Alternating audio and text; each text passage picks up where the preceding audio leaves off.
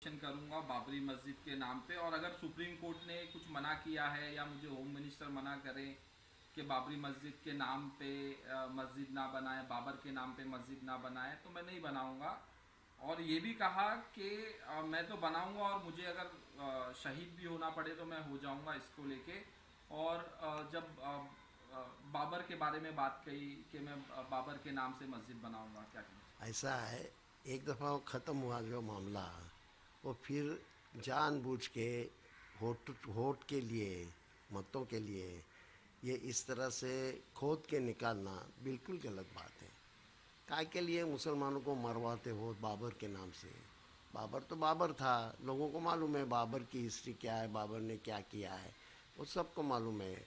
ये अभी जानबूझ के वही बात निकालना मेरे ख्याल से बिल्कुल गलत बात है। जो हो गया वो हो गया, अभी ख़त्म हो गया। और वहाँ जहाँ राम मंदिर अभी बन गया है, वहाँ एक मस्जिद बन रही है। आपको वहाँ मुर्शिदाबाद में क्या बाबर नहीं गया था? बाबर तो नया नया आया था, दिल्ली के बाहर भी नहीं जा पाया था ज़्यादा। तो वहाँ मुर्शिदाबाद में बाबर के नाम से मस्जिद बनाने का क्या सवाल आता है?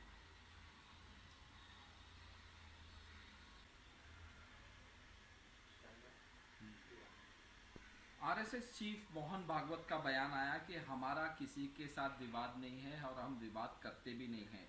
और राष्ट्र के बारे में बात कही और कहा कि जो हमारा कल्चर है और हमारा नेचर है, ये प्रोग्रेसिव, मतलब प्रोग्रेस के लिए साथ में सबका साथ सबका विकास, इस तरह से बयान।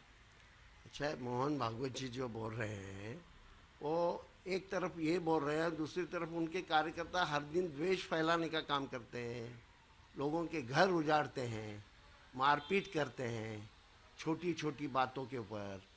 तो आप एक बोलते हो, दूसरे दूसरे बोलते हो, उनके एक तरीका है चार चार मुंह से बोलने का।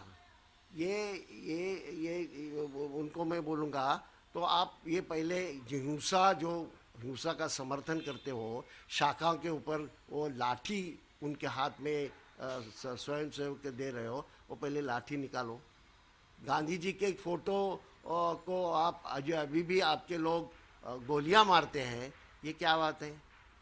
ऐसा है, द्वेष भावना फैलाना, इसका मतलब ऐसा है कि एक तरह से आप जो बोलते हैं और वो करते हैं, उसमें करनी और कथनी में बहुत ही फर्क है। झूठा मत बोलो, जो करते हैं वो तो बोलो ना कि हाँ हम करते हैं। एक तरफ ये बोलने का, एक तरफ वो करने का, ये उनकी हमेशा नीति रही है। सर, आप आरएसएस के बारे में पहले भी काफ़ी कुछ कह चुके हैं कि आरएसएस संगठन किस तरह का है, क्या। आरएसएस संगठन ऐसा है कि जिस तरह से वो हिंसा का समर्थन करते रहते हैं और हर दफ़ा कहाँ न कहाँ ये करते हैं। ऐसा है कि ये जहाँ बमकांड वगैरह हुआ, ऐसे में आरएसएस के लोग कैसे रहते हैं ना। तो आरएसएस सचमुच क्या है वो देखना पड़ेगा। अभी हाफ पैंट निकाल के उन्होंने फुल पैंट लिए है, तो पहले लाठी भी निकाल दो ना। और सही माने में गांधी जी के बारे में क्या बोलना है वो बोलिए ना।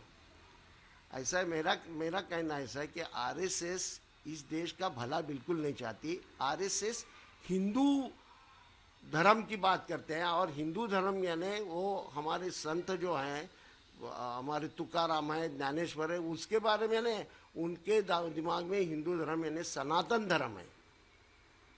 ऐसा है कि कहाँ न कहाँ वो उनको वो बात महत्व की लगती है।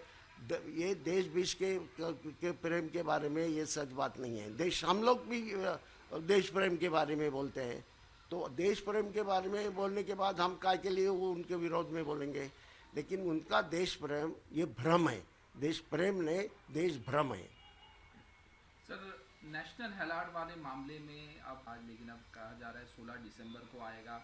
जो एनआईए ने चार्जशीट फाइल की, उसका कॉग्निजेंस लिया जाए नहीं लिया जाए, कोर्ट इसका फैसला देने वाला था आज, लेकिन 16 तारीख हो गई है, अभी अगली तारीख हो गई है। क्या कहना चाहते हैं कोर्ट आप। उसके ऊपर ठीक ढंग से निर्णय देगी, ऐसा मुझे विश्वास है। ऐसा नेशनल हेराल्ड क्या आज का नहीं है।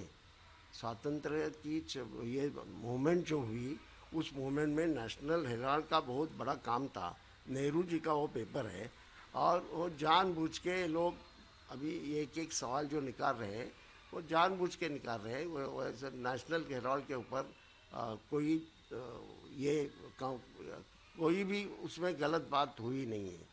क्या उसके ऊपर राजनीति हो रही है और हाँ कुछ? बिल्कुल, राजनीति हर बात पे हो रही है और गांधी घराने को बदनाम करने की हर तरह कोशिश हो रही है, क्योंकि गांधी घराने को इस देश में बड़े पैमाने पे लोग चाहते हैं। उनका एक ये है, उनके बारे में एक विश्वास है, वो विश्वास तोड़ने के लिए ये सब चला है। अ, एक नाथ शिंदे जो हैं उनका बयान आया कि जो ये युति है वो बाला साहेब ठाकरे और अ, वाजपेयी जी ने बनाई थी। ये युति इतनी जल्दी टूटेगी नहीं, क्योंकि रविंद्र चौहान का बयान आया कि 2 तारीख तक हमको युति बना के रखना है। 2 तारीख तक क्यों बनाना है? क्योंकि 2 तारीख तक जो लोकल सेल्फ के गवर्नमेंट ये चले, इलेक्शन चले हैं, वो 2 तारीख में ख़त्म होंगे। उसके लिए 2 तारीख, उसके बाद ये रहेगी कि नहीं रहेगी किसको मालूम। युति टूटेगी कि नहीं टूटेगी मुझे मालूम नहीं, लेकिन एकनाथ शिंदे के बहुत सारे लोग, शरद पवार के बहुत सारे एमएलएस बीजेपी तोड़ेगी, ये तो बिल्कुल साफ है। और ये उन्होंने जो ये वादा किया, ये किया है, बड़ी बात की है कि वाजपेयी जी और इन्होंने ये युति बनाई थी, बाला साहब ठाकरे। वो बाला साहब ठाकरे ने ये युति नहीं बनाई थी, वो युति अलग थी जो आपने तोड़ी है। देखा जा रहा है जिस तरह से बीजेपी जो नेताओं को ले रहे हैं, एक नाथ शिंदे की पार्टी से 3 नेताओं को अपने उसमें लिया, उसको लेके विवाद हो रहा है, क्या कहना चाहिए? हर दिन वो वही होगा। मैं आपको बोलता हूँ, वो एकनाथ शिंदे को ठीक ढंग से काम करने देंगे नहीं। एकनाथ शिंदे के लोगों को तोड़ेंगे, एमएलएस को तोड़ेंगे, अपनी पार्टी मजबूत बनाएंगे और इनको घर का रास्ता दिखाएंगे। महाकुंभ जो नासिक में होने वाला है, उन्होंने सवाल उठाए, कहा कि पेड़ काटे जा रहे हैं। ये भी कहा कि बीजेपी वालों के लिए ये नारा है कि मुंह में राम और बगल में अडानी, इस तरह से बयान उद्धव ठाकरे का आया। झाड़ काटे जा रहे हैं और ये कॉन्ट्रैक्टरों के लिए किया जा रहा है, ये इन्हें हिंदू धर्म से कुछ लेना देना नहीं है। ये इस तरह से बयान आया उद्धव ठाकरे का, क्या कहना है? उद्धव जी जो बोल रहे हैं बिल्कुल सही बात है। इसके बारे में हमारे मित्र हैं निरंजन तकले, इन्होंने बहुत बड़ा काम किया है। उन्होंने ये झाड़ तोड़ने देंगे नहीं ऐसी मूवमेंट चलाई है। और ये कुंभ मेला ठीक ढंग से होना चाहिए। कुंभ मेला यहाँ 5 कुंभ मेले अकबर के ज़माने में चालू हुए। अकबर ने उसके लिए उसकी हिफाजत के लिए मदद की है बड़े पैमाने पे। हर जगह 5 जगह उन्होंने बड़े पैमाने पे ज़मीनें दी हैं। और अभी ये कुंभ मेले के नाम से बड़े पैमाने पे पेड़ तोड़ के वहाँ ज़मीन खाली करके वो ज़मीन और किसको देने के लिए ये सब चल रहा है।